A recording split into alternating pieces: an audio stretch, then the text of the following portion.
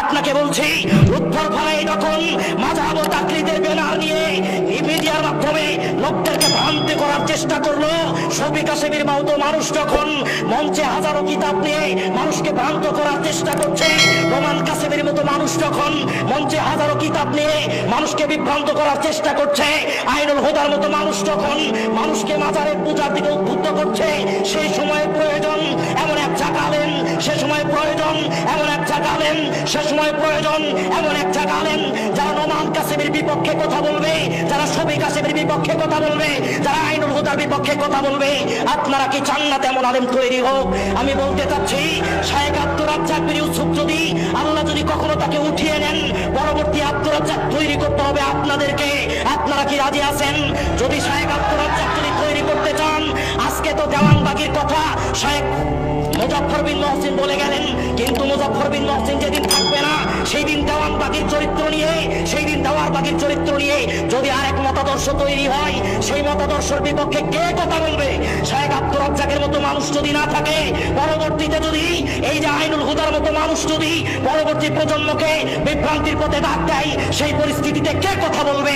তার জন্য আলেম তৈরি করা প্রয়োজন।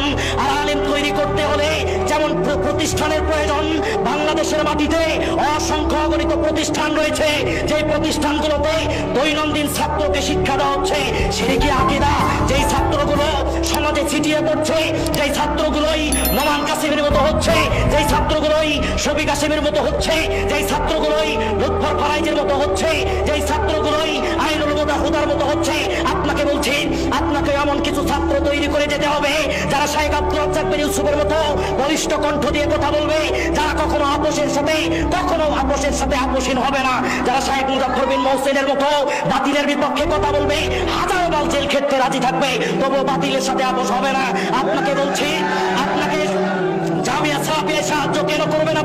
আপনি সাহায্য করতে বাধ্য হবেন, কারণ আপনাকে মনে রাখতে হবে বাংলাদেশের বুকে এমন এক প্রতিষ্ঠান দরকার, যে প্রতিষ্ঠানে উচ্চতর শিক্ষা দেওয়া হবে, দাওয়া হাদিসের পরে এমন কিছু শিক্ষা দেওয়া হবে, যেই শিক্ষা পাওয়ার কারণে বাংলাদেশের মাটিতে এই জামিয়া সালাফিয়ার ছাত্ররা হাজারো মানুষের সম্মুখে দাওয়াত দিবে, যারা মানুষকে বলবে, যারা মানুষকে দ্বীনের কথা বলবে, যারা মানুষকে আল্লাহর পথে দাওয়াত দিবে। তাই আপনাকে বলছি, আরো আব্দুর রাজ্জাকের প্রয়োজন রয়েছে, আরো শায়েখ মুজাফফর বিন মহসিনের প্রয়োজন রয়েছে।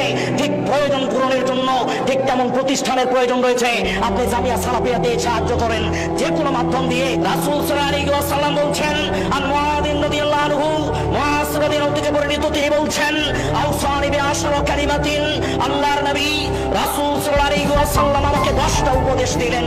আল্লাহর নবী আমাকে লক্ষ্য করে বলছেন, শোনো মুআয, পৃথিবীতে যতদিন তুমি বেঁচে থাকবে, শোনো মুআয, পৃথিবীতে যতদিন তোমার নিঃশ্বাস থাকবে, 10টা উপদেশের কথা তোমাকে বলছি মুআয, 10টা উপদেশ তুমি মনে রাখিও, 10টা উপদেশ বলার চেষ্টা করিও না।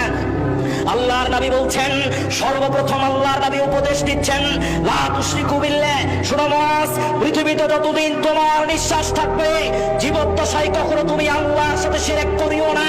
আল্লাহর নবী লক্ষ্য করে মুআয রাদিয়াল্লাহু লক্ষ্য করে বলছেন, শোনো মুআয, ওয়া ইন কুতিলতা ওয়া হুররিকতা, শোনো মুআয, আইনুল হুদা যদি তোমার নামে লক্ষ কোটি টাকার মামলা দিয়ে দেয়, আইনুল হুদা যদি তোমার নামে লক্ষ কোটি টাকার মামলা দিয়ে দেয়, তোমাকে যদি শিরক করতে বাধ্য করে, তবুও তুমি শিরক করিও না। আইনুল হুদা যদি তোমাকে মৃত্যুর হুমকি দেখায়, আইনুল হুদার মতো মানুষ যদি মাজার পূজারীরা যদি তোমাকে সম্মানহানি করার চেষ্টা করে, তবুও তুমি বাতিলের সাথে আপোষ করিও না, তবুও তুমি শিরকের সাথে আপোষ করিও না। আপনার কি মনে হচ্ছে আপনি ভুল ধারণার উপরে রয়েছেন? আপনি মনে করছেন কারণ আমি 1000 কোটি টাকার মামলা দিলে সেই মানুষটা আপনার মতদর্শে বিশ্বাসী হয়ে যাবে। ভুল ধারণার উপরে আপনি রয়েছেন। 3.5 কোটি আহলে হাদিস যারা আল্লাহকে বিশ্বাস করে, কখনো শিরকের সাথে আপোষহীন, কখনো আপোষ থাকে না, সেই 3.5 কোটি আহলে হাদিসের বাংলাদেশে আহলে হাদিসকে শিরকের সাথে আপোষ করতে পারবেন। লক্ষ কোটি টাকা কেন, 1000 কোটি টাকার মামলা দিলে শিরক করবে না আহলে হাদিসের সন্তানেরা। আপনি লক্ষবার চেষ্টা করেন, 1000 কোটি টাকার মামলা দিয়ে দেন। আপনি মনে করছেন এক আব্দুর রাজ্জাক বিন ইউসুফকে যদি বন্ধ করতে পারি, বাংলাদেশের মাটিতে ইলমিয়াতের দরজা বন্ধ হয়ে যাবে? জিনা, হাজারো আব্দুর রাজ্জাক প্রতি বছরে তৈরি হবে, জামিয়া সালাফিয়ার মতো প্রতিষ্ঠানে লক্ষ মুজাফফর তৈরি হবে, জামিয়া সালাফিয়ার মতো প্রতিষ্ঠানে হাজার আব্দুর রাজ্জাকের মতো বক্তৃতা চলবে পৃথিবীর যে কোনো প্রান্তে, যে কোনো গ্রামে, যে কোনো এলাকায়। জামিয়া সালাফিয়ার সন্তানেরা যখন কোরআন ও হাদিস শিক্ষা করে শাইখ আব্দুর রাজ্জাক বিন ইউসুফের আদর্শকে, আল্লাহ নবীর আদর্শকে কেন্দ্র করে শাইখ আব্দুর রাজ্জাক বিন ইউসুফের দেখানো তার অনুসরণ মানুষ করবে, ছাত্ররা করবে, সেই পরিস্থিতিতে ওই ছাত্ররাই গড়ে উঠবে পরবর্তী আশায় আব্দুর রাজ্জাক বিন ইউসুফ। আপনাকে সংক্ষিপ্তভাবে বলতে চাচ্ছি, বিষয়ের দিকে আর যাব না।